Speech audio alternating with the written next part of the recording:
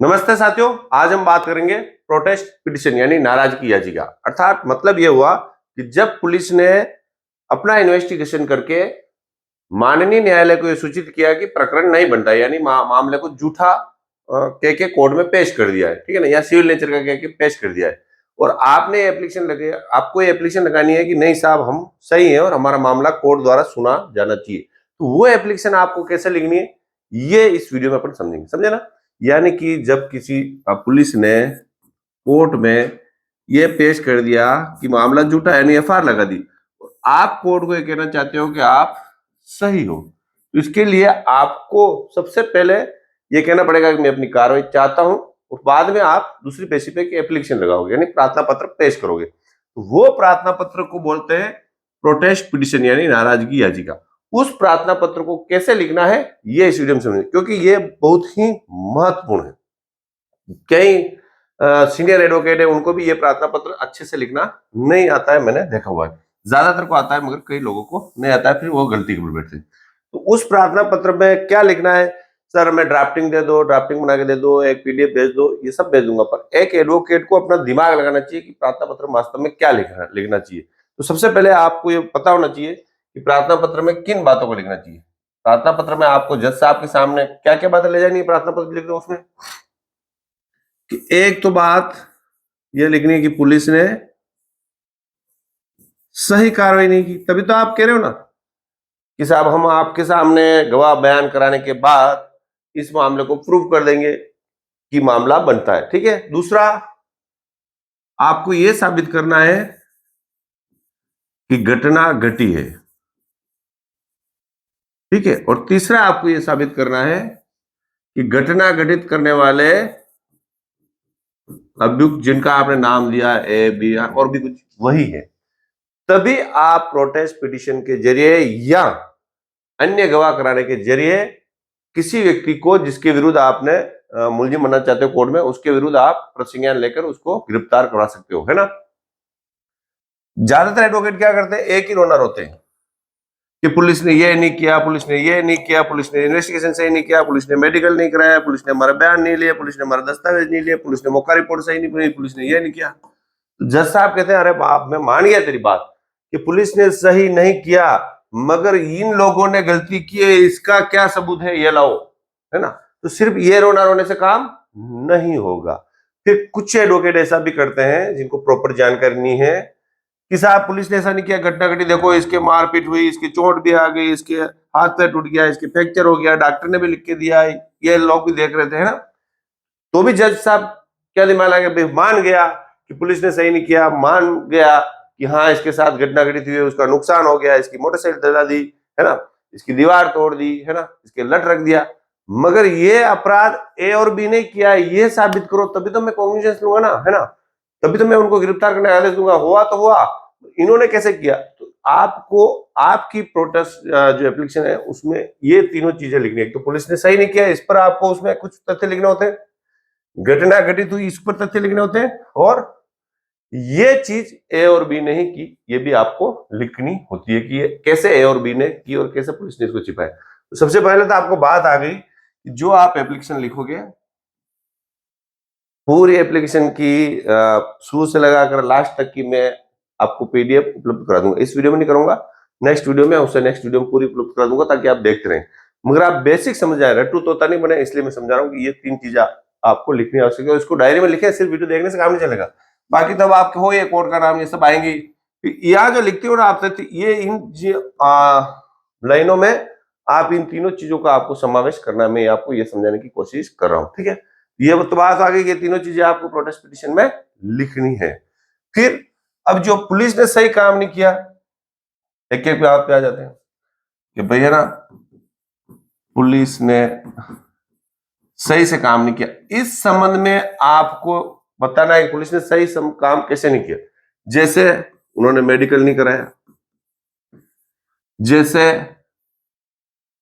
उन्होंने नक्शा मौका नहीं बनाया, जैसे आप जो गवाह दिलाना चाहते हो या आपके जो सही गवाह है उनकी गवाही पुलिस ने नहीं ली, है ना, जैसे पुलिस ने इस मामले में बहुत ही डिले की, है ना, डिले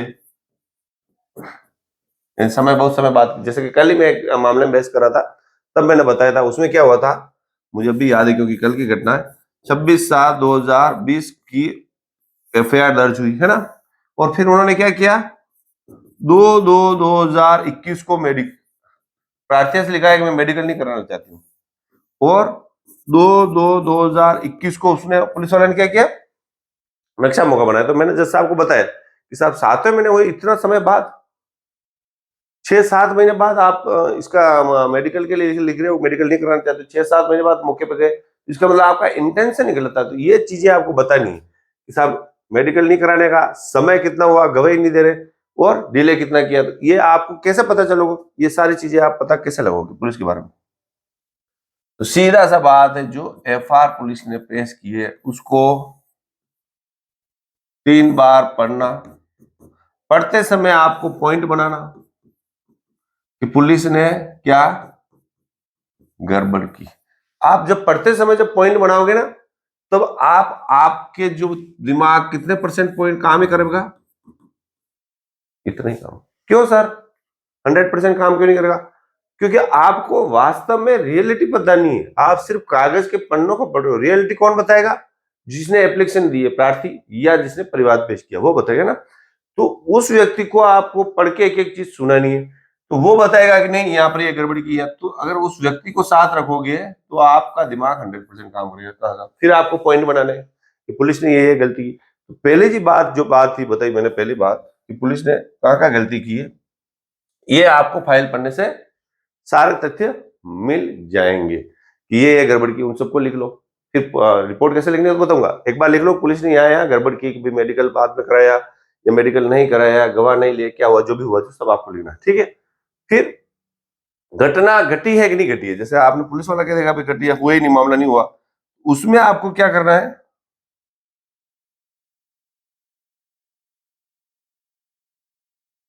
जैसे कि घटना घटी या नहीं, ठीक है ना। तो मैंने बोल रहा था ना, कल ही मैं एफआईआर बेस करा था, तो उसमें क्या हुआ था, एक रूम में 2 महिलाएं थी, उसके साथ 2 व्यक्ति आए, उन्होंने गेट का दरवाजा नकुचा तोड़ दिया है ना, वो बात लगाना था नकुचा, उसको तोड़ के अंदर गए थे, और पुलिस ने उसमें एफआईआर दे दी है ना। तो पुलिस ने मौका जब बनाया ना, मौका नक्शा, उसमें पुलिस ने क्या गड़बड़ कर दी, उसमें नकुचा टूटा लिख दिया। तो मैंने साहब को बताया कि साहब देखो, हमने जो रिपोर्ट दी उसमें भी हमने किमार का नकुचा टूटा बताया, और पुलिस ने जो नक्शा मौका बनाया उसमें टूटा, इसका मतलब घटना तो घटित हुई है ना। तो एक सबूत कहां से मिल गया मुझे, पुलिस की फाइल से ही मिल गया है ना। फिर पुलिस का जो नक्शा मौका है, वो जो एफआईआर बहुत ही काम का होता है आपको, यानी नक्शा मौका जो घटना का जो नक्शा बनती है वो बहुत काम का, उसमें आपको बहुत ही बारीकी से ढूंढना है कि आपने, जैसे मैंने लिखा था कि यहाँ घटना है, इस कमरे में हुई, ये हुई, नक्शा मौका भी वही का बना, तो वो चीज आपके लिए बहुत ही काम की है। तो उसमें आपको चीजें ढूंढनी है। दूसरा, जो फरियादी के बयान होते हैं उसमें भी फरियादी खुद बोलता है, उसमें पुलिस इतना घुमा नहीं सकती, लास्ट में कुछ लिख सकती है, पर ये इन्होंने कहा है, ये भी पुलिस को बयान हुए थे ना। फिर स्वतंत्र गवाह नहीं लिए थे, ये भी बात आपको बतानी। फिर आपके जो घटना घटित हुई उसके आपको सबूत दे, सबूत प्रोटेस्ट पिटीशन के साथ आप पेश कर सकते हो, कोई भी दस्तावेज। जैसे मैंने क्या किया, जो प्रोटेस्ट पिटीशन है, मान लो प्रोटेस्ट पिटीशन लगाता हूं मैं, तो जहां उसके मान लो किसी व्यक्ति की चोट आई, तो उसने डॉक्टर के कोई कागज कराए, उसकी कॉपी उसके पास होगी, डॉक्टर का वो बिल लगा दो। कुछ नहीं है तो बिल, दवाई लाए वो बिल ही लगा दो। अगर उस व्यक्ति ने कुछ मेडिकल का कोई इलाज कराया तो उसके कागज लगा दो, है ना।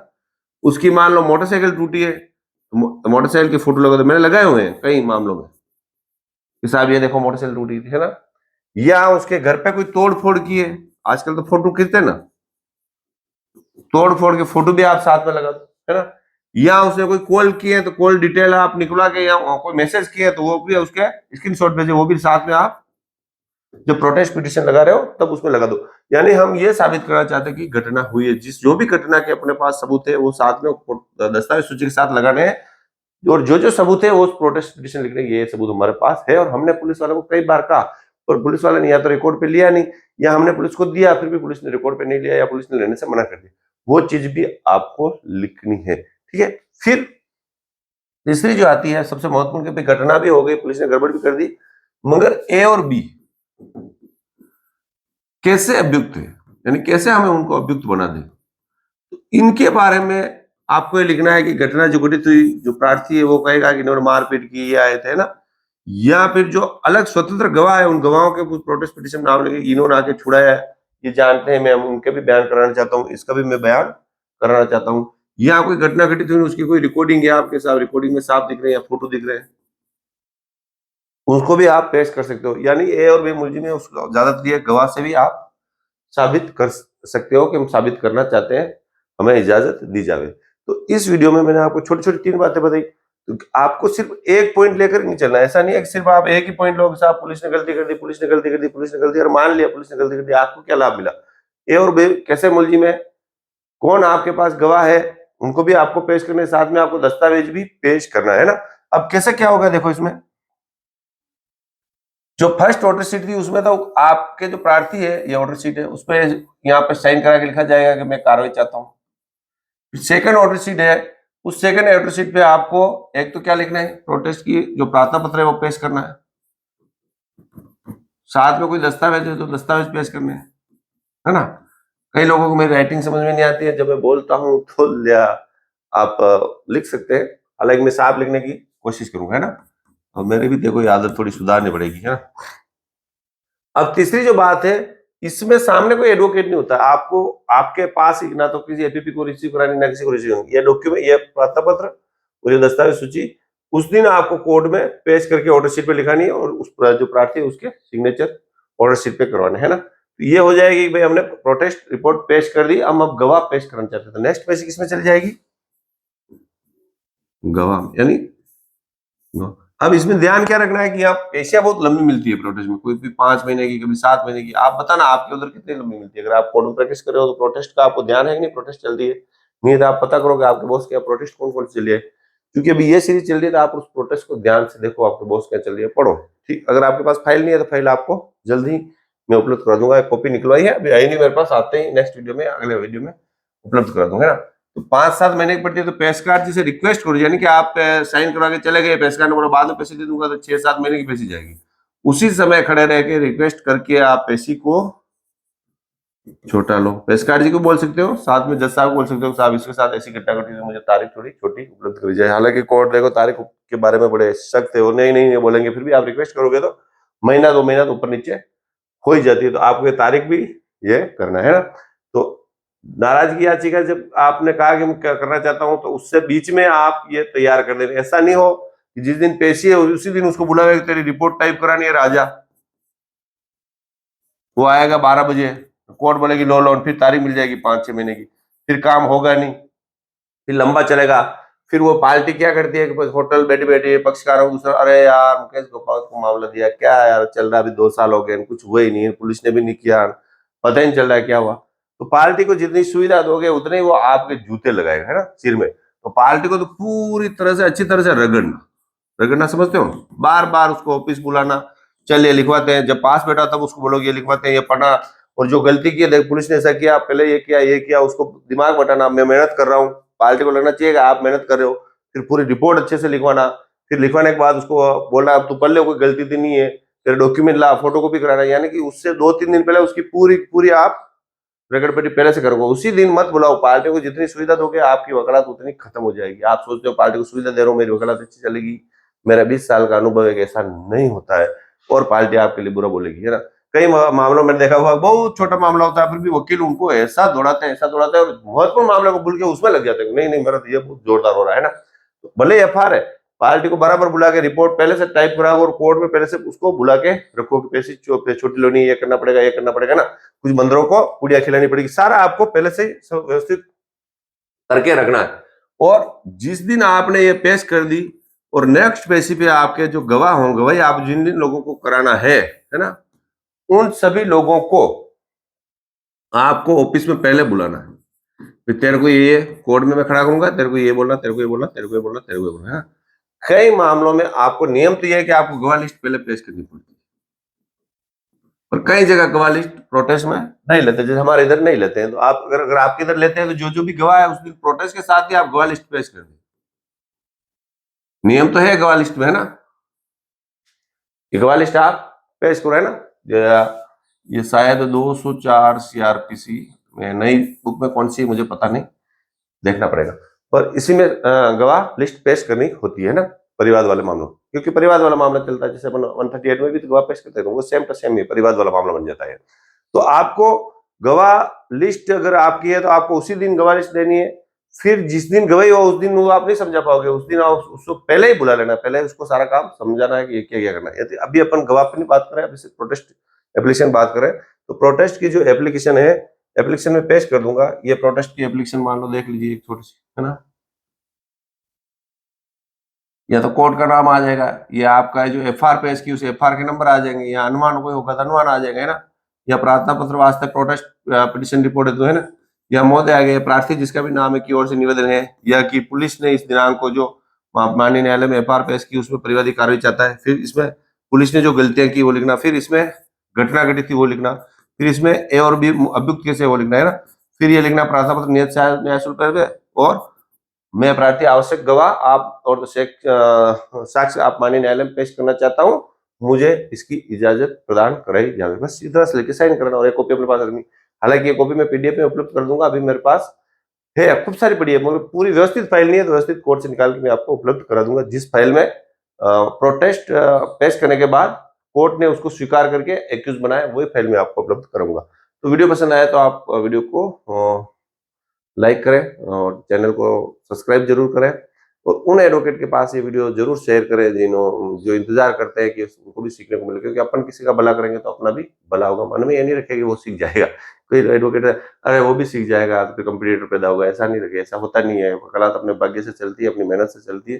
कोई क्लाइंट को पकड़ने या दौड़ दाम करने से या चोरी छुपे या उसके कार में ये बोल दिया, उसके कार में ये बोल दिया, उसको भड़का दिया, उस पुलिस वाले को ये बोल दिया, इससे थोड़े दिनों में आप कुछ 1000-2000 रुपए लेते हो, मगर रेगुलर वकालत तो आपकी मेहनत और नॉलेज से ही चलेगी, ये पक्का है। ये क्योंकि मैंने ये सब करके दौड़ दाम करके सब देख लिया है और मैं देखता रहता हूँ। तो थैंक यू।